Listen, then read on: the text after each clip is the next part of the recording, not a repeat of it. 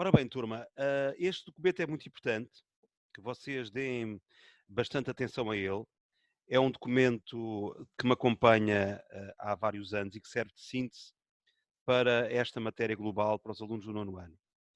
Neste caso, é um quadro síntese dos nutrientes que nesta altura despertam mais a nossa atenção. E eu vou só, de forma muito resumida, lembrar. Os nutrientes dividem-se em dois grupos neste quadro. Os nutrientes energéticos, que só são absorvidos para o sangue e enviados para as células, depois de serem totalmente divididos. E os nutrientes não energéticos, que neste caso não carecem de nenhum tipo de ação digestiva ou de nenhum tipo de divisão. Eles são suficientemente pequenos para serem diretamente absorvidos para o sangue, diretamente enviados às células, de forma a que possam desempenhar as suas funções reguladoras e plásticas no nosso organismo. Neste caso, então, as vitaminas, os sais minerais e a água não carecem de nenhum tipo de divisão. Temos aqui alguns exemplos de nutrientes. Dentro das vitaminas, 6 vitaminas hidrossolúveis, B1, B2, B6, B12, K, I, PP, e 4 vitaminas lipossolúveis, a vitamina A, a D, a E e a C. Vemos aqui alguns exemplos de sais minerais, desde já o cálcio, o flúor, o ferro, o iodo, o potássio, o magnésio e o sódio, e uma informação muito importante sobre a água, que é a de que ela está presente em todos os alimentos. A nossa atenção para esta divisão dos nutrientes energéticos, simultaneamente orgânicos também, formados por átomos de carbono. E atenção, esta organização ou esta sistematização que fizemos aqui dos nutrientes ajuda-nos depois a perceber mais tarde, no outro fecheiro que eu vos apresento a seguir, ajuda-nos a perceber melhor como é que as enzimas atuam sobre eles, dividindo estes nutrientes. Então, nos glícidos, o nutriente mais complexo, o maior, o grupo de nutrientes glícidos de maior complexidade são os polissacáridos ou polissacarídeos. O exemplo que vamos dar é o amido. O segundo grupo são os disacarídeos, como exemplos, a maltose, a sacarose e a lactose. E os mais simples são os monossacarídeos, glicose, frutose e galactose. Só para termos uma noção da lógica destes nomes, cada glícido, na sua composição mais simples, é formado por moléculas hexagonais, chamadas oses, que têm 6 átomos de carbono, um em cada vértice, ligados a H2O, fazendo uma ligação com um grupo OH e uma dupla ligação com uma dupla ligação a átomos de hidrogênio. Portanto, neste caso, os hidratos de carbono ou glícidos apresentam na sua configuração mais simples, então, uma molécula hexagonal. Depois, se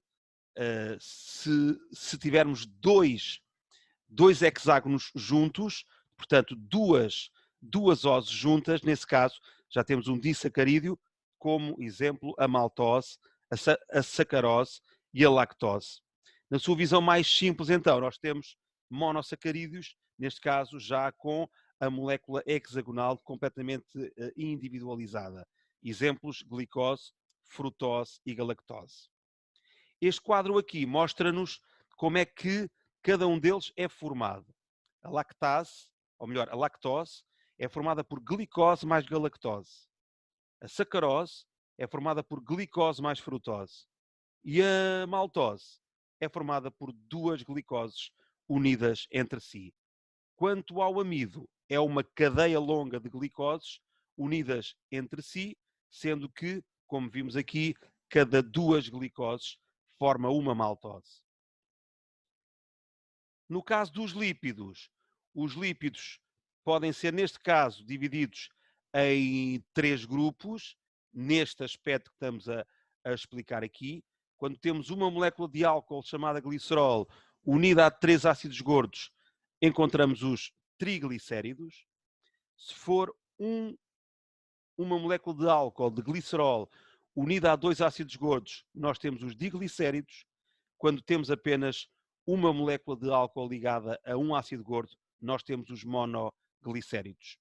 No fecheiro que eu já vos gravei, isto está explicado com imagens, é mais fácil de entender e é mais fácil de perceber, então, que se os lípidos apresentam um ácido gordo, ou 2, ou 3, ligados a uma molécula de álcool, de glicerol, é necessário então que as lipases façam esta divisão, esta separação dos ácidos gordos, individualizando o ácido gordo e individualizando a molécula de álcool, o glicerol.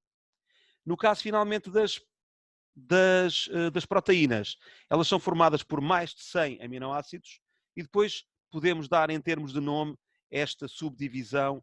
Se tiver 10 a 99, chamam-se polipéptidos. Se tiver 2 a 9, chamam-se péptidos. Na sua visão unitária, os prótidos são formados por aminoácidos. Portanto, o objetivo final da digestão dos glícidos é obter a glicose, a frutose e a galactose individualizadas, portanto, sob a forma de monossacarídeos. No caso dos lípidos, o objetivo final da digestão é obter o glicerol e o ácido gordo individualizados. E, finalmente, no caso dos prótidos, o objetivo final da divisão é obter aminoácidos individualizados. Portanto, este quadro ajuda-vos a perceber que nutrientes existem, como é que se relacionam em termos de complexidade e, consequentemente, porque é que é necessário haver uma espécie de tesouras, as enzimas, para que estes nutrientes sejam divididos e, consequentemente, possam ficar no estado individualizado, no estado unitário, para que ao nível do intestino delgado, no jejum ou ileon, possam ser absorvidos para o sangue e enviados para as células. Um abraço. Fiquem bem.